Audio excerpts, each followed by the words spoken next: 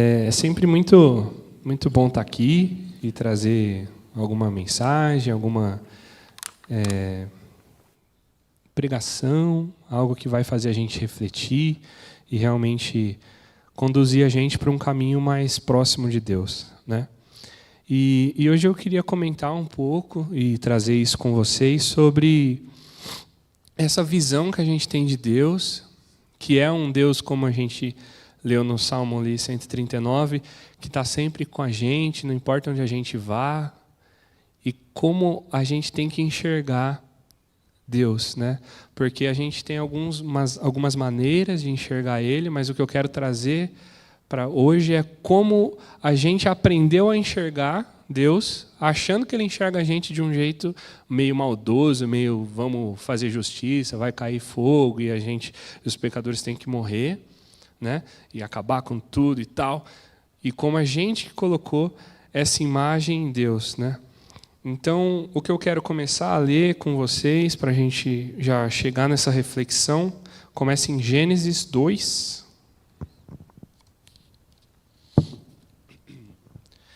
Bem no momento ali da criação mesmo, e também onde Deus dá a primeira instrução do que não deve ser feito, né, ali para Adão.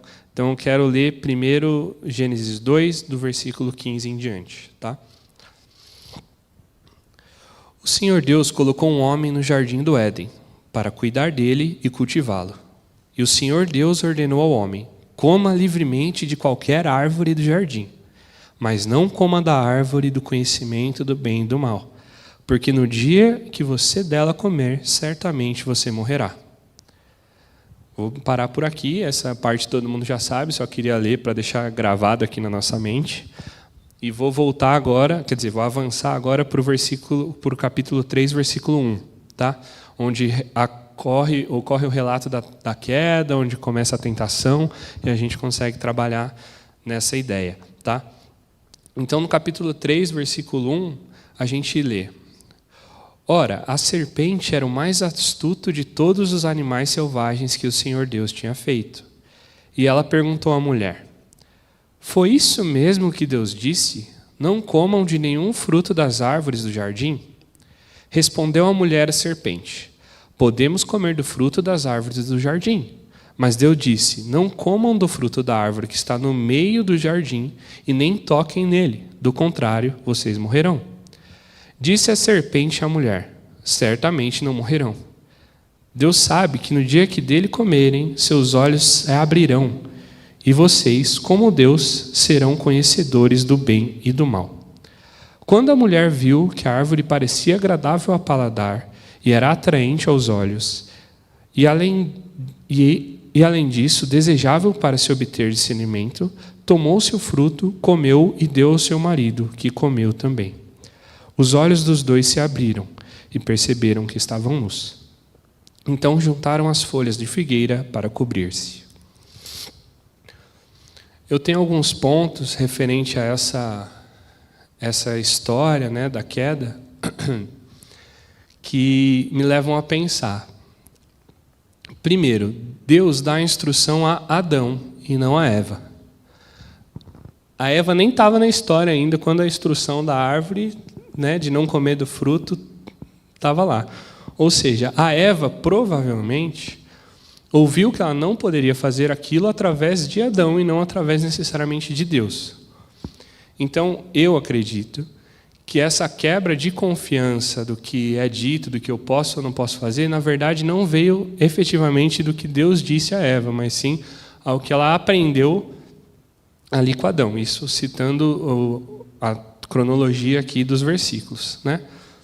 E outra coisa que a gente percebe na hora da tentação, que é muito reveladora de como as coisas acontecem de maneira sutis, é que a serpente diz que não pode comer de nenhuma árvore do jardim, diferente do que Deus tinha dito. E quando a Eva recebe essa informação, ela trata isso de uma maneira mais doida ainda, que é falando assim: a gente pode comer das árvores, mas dessa em específico nem cita o nome da árvore, de medo de chegar perto, desse afastamento, desse lugar de condenação, que provavelmente essa árvore trará, mas ela fala assim, a gente não pode nem encostar. Então ela acrescenta uma coisa no que Deus acabou mandando ali e ordenando. E aí você já percebe que isso vai tomando um lugar na mente e no coração de Eva muito perigoso. Porque ela não está mais tratando ali sobre o que Deus falou e como era esse relacionamento que eles tinham todas as tardes. Ela está tratando uma coisa que ela mesma foi acrescentando e pensando sozinha na cabeça dela. Ou seja, isso começa a ser perigoso e ela entra num lugar de que, tipo, ela não consegue mais acreditar naquilo que está acontecendo, ela não consegue mais acreditar que esse Deus tão bondoso e tão carinhoso é esse Deus mesmo. Eu acho que ela começa a imaginar que talvez ele só esteja impedindo ela por um jeito ciumento ou egoísta de tratar as coisas. E aí que entra o perigo. É quando ela começa a enxergar a vontade de Deus, que é boa, é perfeita e agradável, que a gente sabe muito bem disso, de uma maneira deturpada.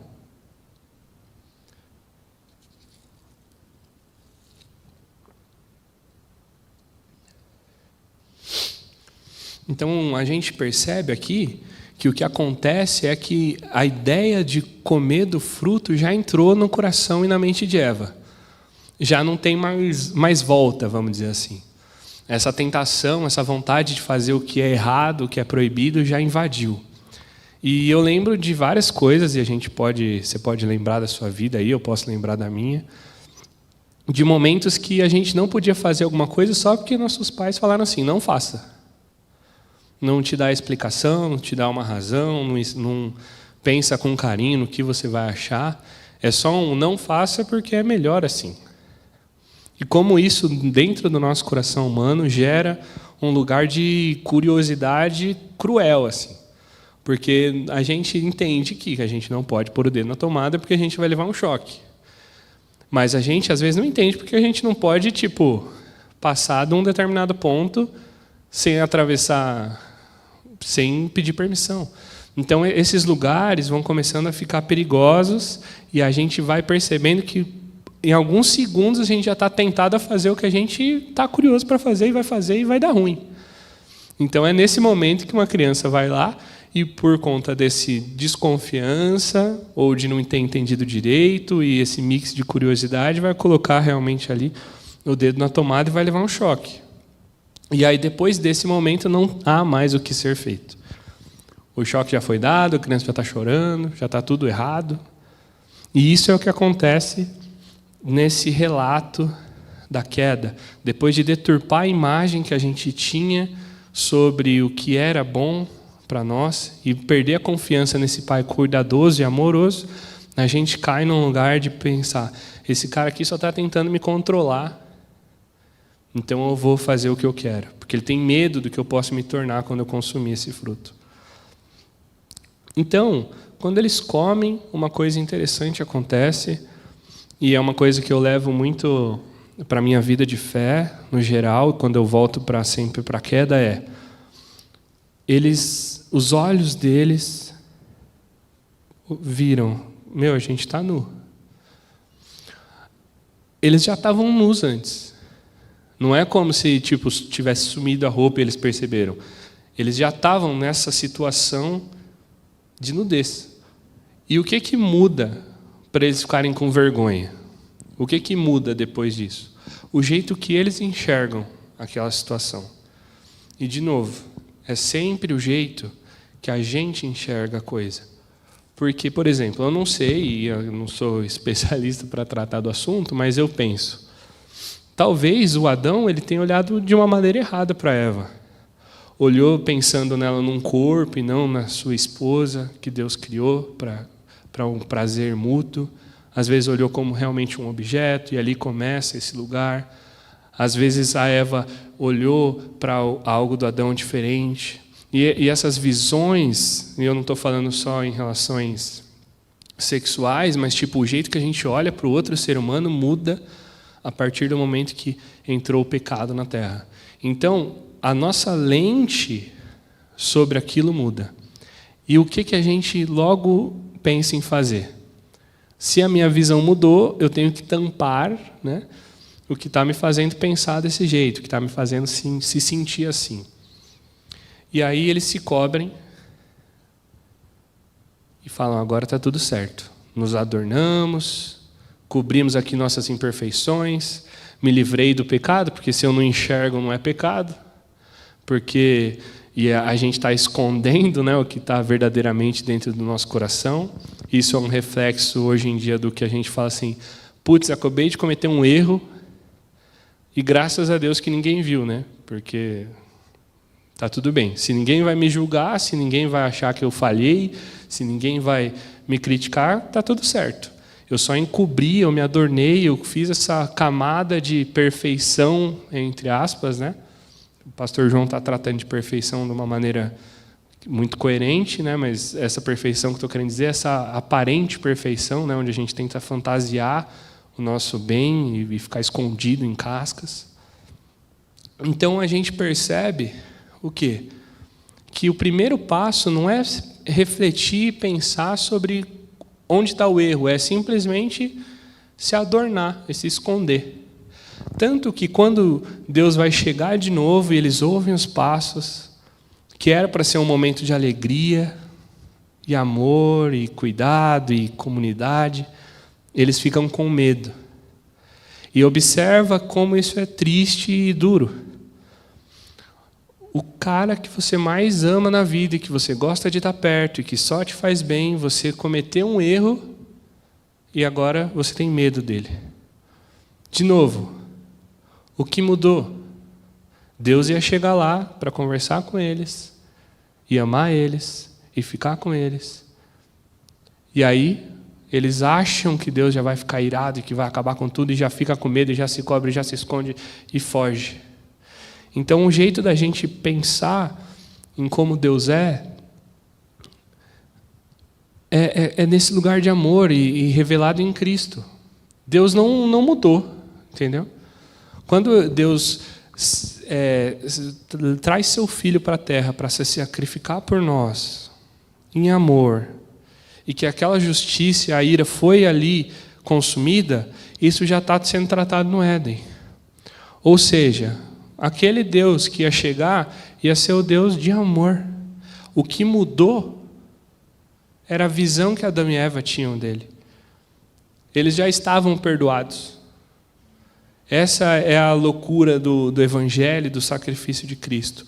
Mas esse medo e essa falsa sensação de se esconder trouxe eles para esse lugar de falar assim, vou fingir que eu estou bonitinho para Deus me amar. E aí tem um filósofo que fala que Deus fez o homem à sua imagem e semelhança. E o homem, muito orgulhoso de si mesmo, retribuiu o favor. A gente faz Deus a nossa imagem e semelhança. Se você é um cara que quer fazer a justiça com a sua própria mão e acredita na sua própria força, provavelmente você vai acreditar nesse tipo de Deus. Se você acredita que Deus é um Deus super, pode fazer o que quiser, que não vai ter problema nenhum, etc., você vai ser um cara que vai viver uma vida de pecado achando que está com Deus. Se você, então assim, é sempre esse lugar de como o ser humano coloca os aspectos em Deus, e muito menos do que como Deus se revela. Deus se revela para a gente sempre em cuidado, em serviço, em amor. E óbvio que isso traz para a gente responsabilidade de fazer as coisas que a gente tem que construir, responsabilidade de amar o próximo, responsabilidade de amar Deus, responsabilidade de fugir do pecado. Essa liberdade que vem do Espírito Santo, ela é mais difícil no final de contas, porque é ser livre em amor. Quando eu não ferir ninguém, eu posso agir. Quando eu não ferir nem o próximo, nem a mim mesmo, nem a Deus, eu posso fazer o que eu estou fazendo. Então essa liberdade é muito mais complexa da gente pensar e de agir. Não é eu vou sair fazendo o que eu quiser. E essa é a liberdade que vem de Deus e para nós. Então, esse aspecto da nossa tradição evangélica de falar assim, Deus é desse jeitinho aqui e tem que sempre ser desse jeitinho, ela vem de um aspecto que a gente quer que a gente seja desse jeitinho. E ficar sempre bonito, e buscar essa falsa perfeição, e nunca achar que a gente está errado, e sempre achar que a nossa religião é a mais certa, e sempre achar que só você fazendo isso, você vai ser batista, e agora é isso e acabou. Então, todas essas construções que a gente faz acaba sem querer afastando a gente de Deus. Porque se você olha para esse Deus lindo, que está com a gente todo o tempo, desde o mais profundo abismo até o mais alto mar, na hora que eu vou me deitar, na hora que eu acordo, não importa onde, se eu pedir para as trevas me esconderem, as trevas para você são um dia. Esse Deus, Ele olha para a gente com amor e com redenção, e com cuidado e com afeto. Então, o que eu quero trazer é como a gente vai enxergar Deus nesse ano novo, né? E como a gente pode caminhar juntos, isso é um processo lento, de enxergar que Deus está cuidando da gente verdadeiramente em amor. E quando eu errar, eu não preciso ter medo e me esconder. Eu quero que Deus, olha, Deus, eu errei sim. E eu sei que o Senhor me ama. E por saber que o Senhor me ama, eu vou estar com você quando eu errar. Porque eu quero estar próximo. E a gente vai construindo esse relacionamento de um pai amoroso, que está sempre conosco, que está sempre querendo o nosso bem, dia após dia. Porque Deus sabia, gente, que Adão e Eva tinham consumido do fruto. Ele podia ter simplesmente falado assim, deu errado, próximo, acabava com tudo, começa de novo, ou chega lá atacando pedra, ou chega lá já xingando ele, sei lá, brigando, né, querendo resolver o problema, mas ele chega assim, cadê vocês? Sabe, tipo, o que aconteceu? Vamos conversar. A gente tem que ler os textos e aprender a enxergar esse tipo de Deus que se revela na Escritura. E não o tipo de Deus que a gente quer que Ele seja.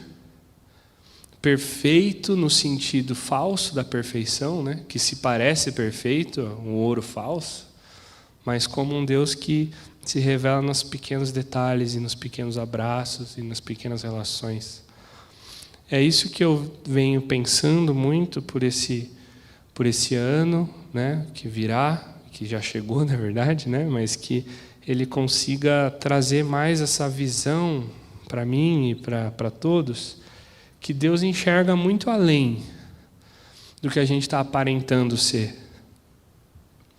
E se Ele enxerga muito além do que a gente aparenta ser, eu tenho certeza que Ele está vendo o pior de você, que nem eu enxergo, e que nem sua esposa enxerga, seu marido enxerga, seus filhos enxergam. Ele está vendo realmente o que há de pior. E mesmo enxergando o que há de pior em você, Ele te ama todos os dias, e a bondade dele te segue todos os dias para haver essa reconciliação, e esse vamos tentar de novo, e você está melhorando, e o sacrifício já foi feito em Cristo, e o amor é revelado todos os dias. Então, esse é o amor de Deus, e isso que nos constrange, nos leva a amá-lo de novo. Esse lugar de que Ele é o cara que enxerga tudo que há em nós. E tudo que há em mim é muita coisa ruim. E você que está em casa não vai descobrir, meus amigos não vão descobrir, minha família não vai descobrir, porque a gente acostumou a ir se adornando. Então, quando Deus olha para mim e fala, Léo, eu te amo, Ele está falando para a pior parte de mim que me ama. E isso me leva a falar, cara, esse Deus aí é o mais top, é o melhor, não tem como. E isso nos leva a amar Ele de volta, porque Ele é o amor e Ele gera isso em nós. Então a minha vontade e a minha reflexão durante esse próximo ano é que eu possa me sentir mais amado por Deus. E enxergar esse amor que Ele tem por mim, porque eu também tenho dificuldade de enxergar. Às vezes eu fico falando isso, parece que está fácil, né? Mas a verdade é que está difícil mesmo, porque a gente tenta falar assim, não vou falar de Deus com isso aqui, que eu estou meio errando aqui. E aí eu quero esconder uma coisa que eu tenho certeza que ele já sabe, e aí eu finjo que eu estou escondendo. Então são essas loucuras assim que a gente vai trabalhando, enxergando, mas o importante, eu acho que o foco principal disso aqui é Deus, ele enxerga além de tudo isso que você está querendo esconder dele. E mesmo assim ele te ama. Então não importa onde você vá, não importa o que você esteja fazendo, não importa se você pede para se esconder dele, você não vai conseguir. E quando você chegar de cara a cara com ele, porque vai acontecer, porque ele está em todo lugar, ele vai estar te olhando com os olhos mais amáveis que você vai enxergar na sua vida. E aí você vai ficar perdido e constrangido nesse amor. E esse é meu desejo para esse ano, que a gente possa ir se encontrando com esse Deus a cada dia.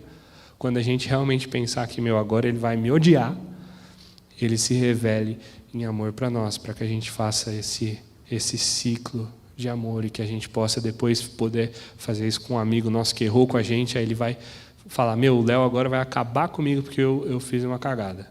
E aí você vai lá e reflete o amor de Deus através da sua vida, cuidando do próximo. Essa é a minha oração, esse é meu desejo para esse ano que começa. Não é fácil, na teoria tudo é lindo, mas que a gente possa perseguir esse olhar amoroso de Deus para nós. Oremos. Pai, muito obrigado, porque o Senhor é bom. Obrigado porque o Senhor nos dá o ar que respiramos, o chão que pisamos, o céu que enxergamos. Obrigado porque o Senhor dá tudo que nós temos. E todas essas coisas, Pai, são boas. Se eu não enxergar você em todos os detalhes, eu me perco em vão por esses bens que eu acho que eu estou consumindo. Então, que eu possa te enxergar, que eu possa te sentir, e que isso cada dia mais mude quem eu sou internamente para que eu fique mais parecido com você. Deus, que eu possa orar e enxergar cada dia mais o que você tem feito através de mim, nos outros, para que eu possa te copiar e tentar fazer igual a você sempre.